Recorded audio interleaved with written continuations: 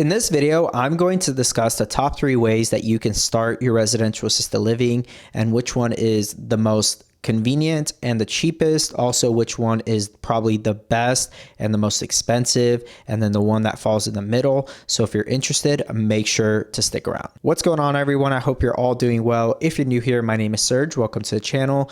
To all my reoccurring viewers, thank you so much for all the love and support that every single one of you have shown this channel. And if you have not yet, make sure to go check out the God Made podcast on all streaming platforms. Also, feel free to go check out Legion Assisted Living Academy, and also check out the mentorship link where you can schedule a call with me for a half hour. So check that out as well. And if you are looking to possibly invest passively in this industry and with us on our projects and properties that we are acquiring with Valley ALF Ventures, make sure to go check us out on Instagram and also check out our link down below or at valleyalfventures.com. And with that being said, let's go ahead and jump into the topic of this video. So the top 3 ways that you can actually get into residential assisted living or even starting your own residential assisted living is the first one being the most expensive, but also something that you could actually really tailor to what's going to maximize what you're going to be utilizing that property for, which is buying the land and then constructing a custom home. When you're able to buy the land and construct a custom home, you're able to really tailor it to how many bedrooms you can possibly do or get licensed for, and then, or beds, and then also be able to make sure that you do everything ADA compliant, or make all the bathrooms and all the hallways, entryways, everything ADA compliant, which is very costly if you're trying to do what the second option will be, which I'll discuss here in a minute.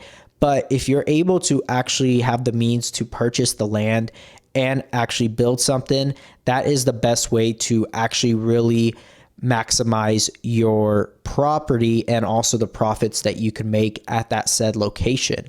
And so when you're buying the property, that alone could be costly, but then also the location of that property. So in order to find the proper location, and then also build the proper home and get the zoning, the permits, everything accepted, can be time consuming. And this option is probably the most expensive, but also probably the longest. And at the end of the day, could make you actually the most money, because if you're able to build a custom home that you can tailor to your clientele and build out everything that you would need in an assisted living, you can really maximize your top margin. And so being able to do that is very amazing. And I think I've seen a lot of people be able to do that. But what you also could do is option 2. You could actually buy an existing facility and have that one completely renovated if you choose to, which people do. So people like to be able to acquire, let's say, poorly run facilities or facilities that were at one point already zoned and licensed, but no longer are, and they are able to get that zoning and licensing, but then they are able to actually renovate it. Now, this could be more costly, but as far as time frame goes, it is a lot shorter than option 1.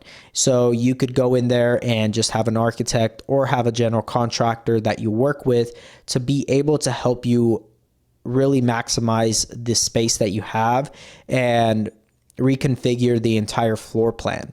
And that is what a majority, I would say, 60 to 70% of operators or even owners that take over these properties do.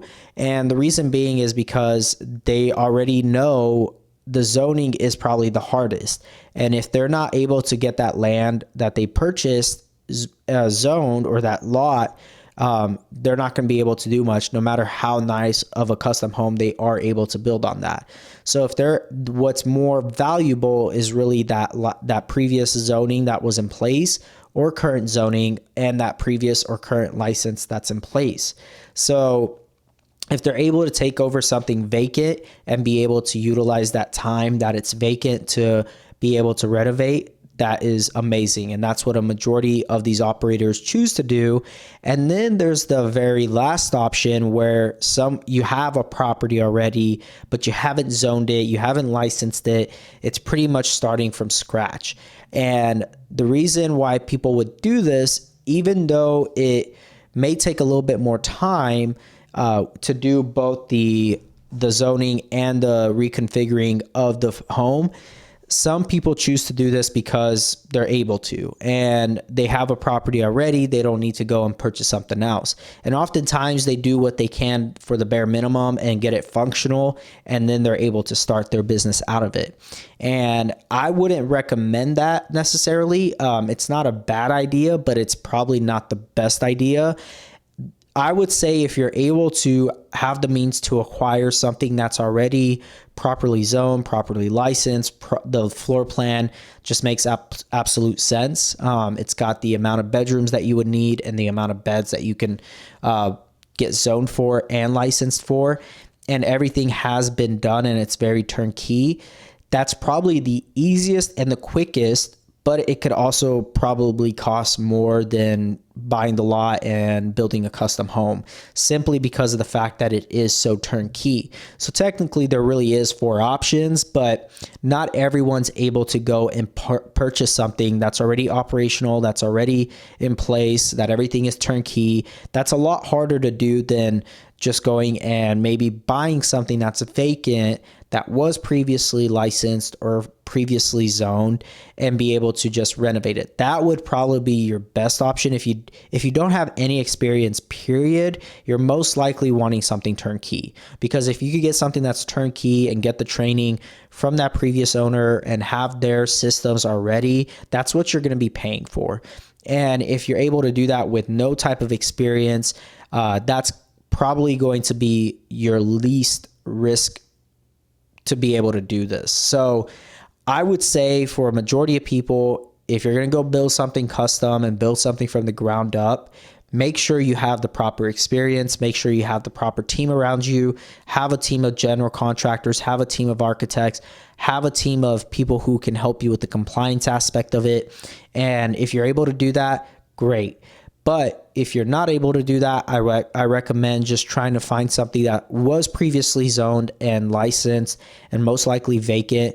It's going to be cheaper that way, but you're going to have some experience, have a network built up to be able to properly get that one up and running and fill those beds. So depending on where you're at and what you're looking to do, it could all vary. No decision, everyone's circumstances is completely different. I'm not saying which one you should do, depending on what your situation is financially, time-wise, what you're capable of doing. But at the end of the day, what I've seen is people who are able to just take over something that's turnkey have probably been the most successful than the people who try to go and start something from scratch or any of the other options. It's a lot harder and it does take a lot more time. So you have to make sure you factor that into your costs and what that will be like. And so hopefully this video did provide you some insight into what I think is the best option.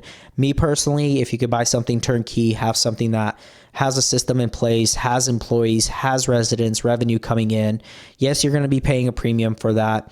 But if you don't have any experience, try to find something that was previously zoned and licensed, and you're most likely going to be able to have success with that, and making sure that you have the right team around you. So with that being said, thank you so much for all the love and support that you guys have shown this channel. And make sure, if you have not yet, to go check out all the other videos in this channel, and make sure to go check out Valley ALF Ventures on Instagram and valleyalfventures.com. Legion Assisted Living Academy if you have not yet. And also feel free to just schedule a mentorship call if you feel like it. And with that being said, I will talk to you all in the next one. God bless.